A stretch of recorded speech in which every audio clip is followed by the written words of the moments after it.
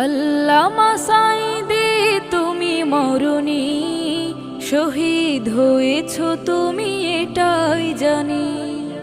আল্লামা সাঈদী তুমি মরণি, শহীদ হয়েছ তুমি এটাই জানি।